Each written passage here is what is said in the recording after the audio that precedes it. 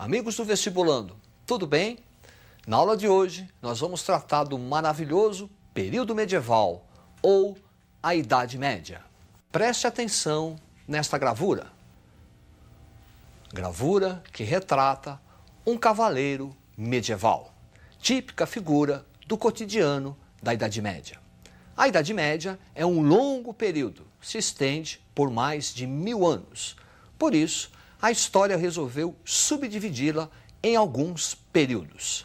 Preste atenção neste gráfico. A Idade Média, que começa do século V e vai até o século XV, aproximadamente. Do século V até o século IX, Alta Idade Média. Do século IX até o século XII, aproximadamente, cristalização do sistema feudal. Do século XII ao século XV, Baixa Idade Média. A Alta Idade Média, vestibulando, refere-se a elementos que vão contribuir para a formação do sistema feudal. Depois nós temos a cristalização do sistema feudal, século IX ao século XII, e por fim, Baixa Idade Média, que representa a crise do sistema feudal e que se estende até o século XV. Na Alta Idade Média, inicia-se com a desintegração do Império Romano.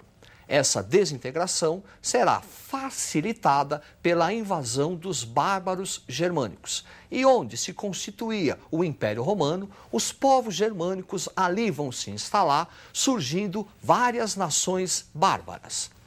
Preste atenção neste mapa. Aí está o mapa dos principais reinos bárbaros que vão se formar aonde se constituía o Império Romano, com destaque para os dois principais reinos bárbaros. O Reino Franco, que vai constituir a atual França, e o Reino Anglo-Saxão, que vai formar a Inglaterra. No Reino Franco, nós vamos trabalhar duas dinastias, a dinastia Merovingia e a dinastia Carolíngia. Para você não esquecer os nomes, preste atenção, dinastias do Reino Franco. Primeiro, dinastia Merovingia, em homenagem ao rei Meronveu. E dinastia Carolíngia, em homenagem a Carlos Magno. Na dinastia Merovingia, o principal nome será o de Clovis. Clovis é importante porque ele é unificador das tribos francas e também o primeiro bárbaro a se converter à religião cristã. Com a conversão de Clovis e alguns bárbaros, inicia-se uma tradição que será muito comum na Idade Média, que será a aliança entre o Estado e a Igreja. É dessa aliança que a Igreja vai, aos poucos, conseguir um enorme prestígio político durante a Idade Média. Com a morte de Clovis, inicia-se um período bastante conturbado no Reino Franco, que é o chamado período dos reis indolentes, reis preguiçosos, que não querem trabalhar. Pensam em fazer caça, raposa, joguinho de xadrez, jogo de dama. E nesse contexto, quem vai exercer as principais funções administrativas do reino, inclusive o comando do exército, serão os mordomos do paço, prefeitos do palácio, uma espécie de primeiro-ministro. E nesse mordomos do paço, nessa instituição, o principal nome será Carlos Martel. Carlos Martel é importante porque ele vai deter o avanço dos árabes sobre a Europa na famosa Batalha de Poitiers no ano de 732. Talvez com certo exagero, a partir daí, Carlos Martel será considerado o salvador da cristandade. Preste atenção nessa gravura. Identificou, não é? Este é Carlos Magno. Carlos Magno é, com certeza, o principal nome, o principal rei da Alta Idade Média. Durante o seu governo, ele vai criar condições para a cristalização do sistema feudal. Coisas importantes realizadas por Carlos Magno. Primeiro, uma enorme expansão territorial. Nessa expansão territorial, depois, a partir do ano de 800, ele será coroado pelo Papa Leão XIII como o rei do Império do Ocidente. Essa enorme expansão vai se dar com a ajuda de soldados. Para nós visualizarmos melhor essa expansão, preste atenção neste mapa. Aí está, Império Carolíngio, compondo boa parte da Europa Ocidental. Carlos Magno vai centralizar politicamente a administração e durante o seu governo vão se criar aquelas condições institucionais para a cristalização do sistema feudal. Para conseguir montar este império, Carlos Magno teve que arrebanhar um exército. E para conseguir a fidelidade desse exército, Carlos Magno passa a exercer a prática de concessão de benefício. E o principal benefício será a terra. Entregando a terra a soldados leais guerreiros, Carlos Magno vai contribuir a longo prazo para a fragmentação do poder político. Preste atenção neste mapa. Aí está, este mapa refere-se à expansão dos árabes a partir do ano de 632. Observe que o mar Mediterrâneo está bem no centro dessa conquista.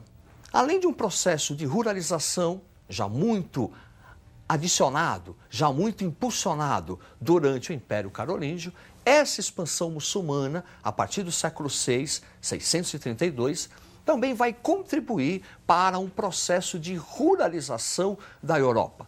Os árabes fazem uma expansão, primeiro conquistando o Oriente Médio, depois conquistam todo o norte da África e vão entrar na Península Ibérica. Lembre-se que só não vão conquistar a Europa toda porque Carlos Martel, na Batalha de Poitiers, vai vencer os árabes. E essa expansão faz com que o mar Mediterrâneo fique no centro da conquista islâmica muçulmana, impedindo o contato entre a Europa Oriental e a Europa Ocidental. Da dificuldade desse contato, a Europa internamente passa a conhecer um enorme processo de ruralização europeia. As comunicações ficam dificultadas e a agricultura passa a ser autossuficiente. Tudo isso por conta do bloqueio do mar Mediterrâneo pela expansão islâmica. Um outro império também vai se destacar nessa Alta Idade Média. Será o chamado Império Bizantino. Preste atenção nesse mapa. O lado leste, Império Oriental, o lado oeste, Império Ocidental. O lado leste, Império Romano Oriental, terá como capital Constantinopla. É o nome latino em homenagem ao fundador da nova capital, Constantino. Só que essa parte oriental é uma parte helenizada, é uma parte grega.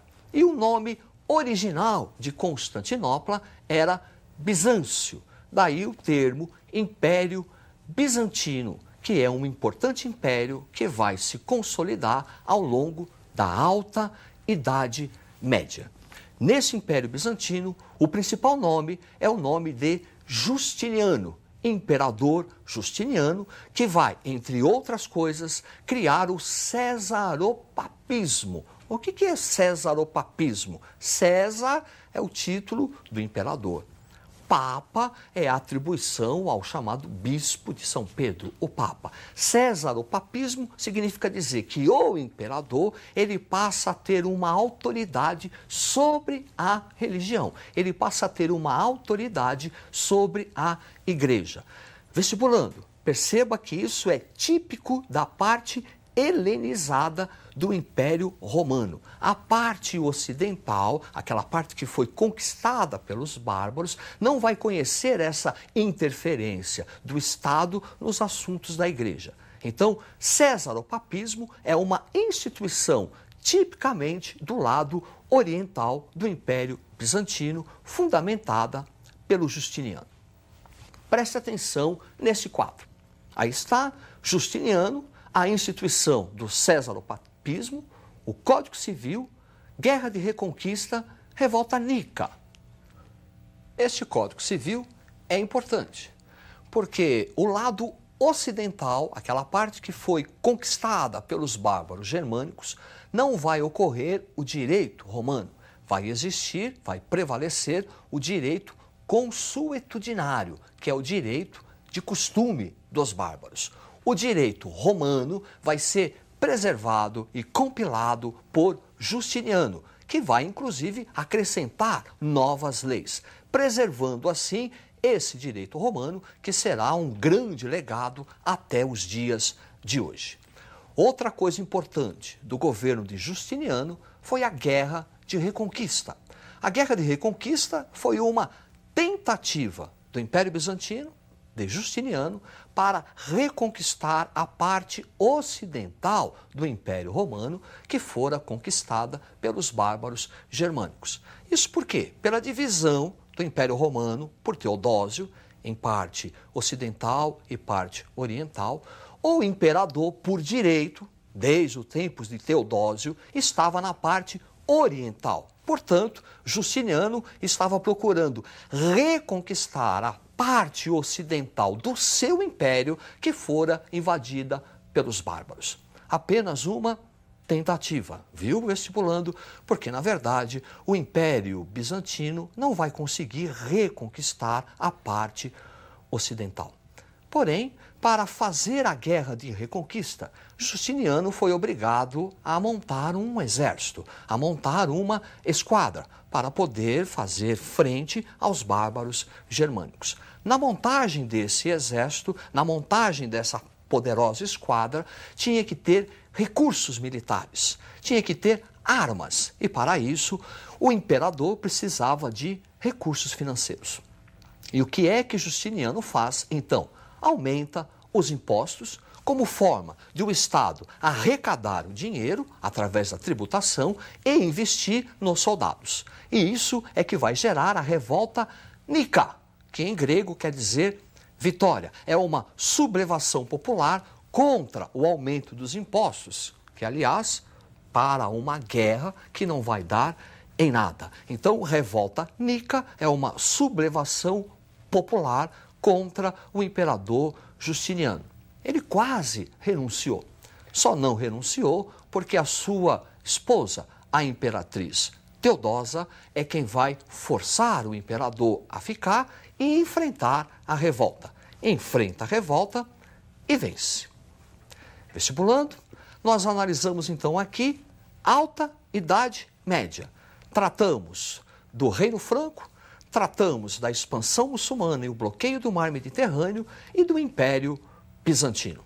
Na nossa próxima aula, nós vamos analisar o sistema feudal, a sua cristalização e a crise desse sistema feudal. É isso aí, até a próxima e uma boa sorte!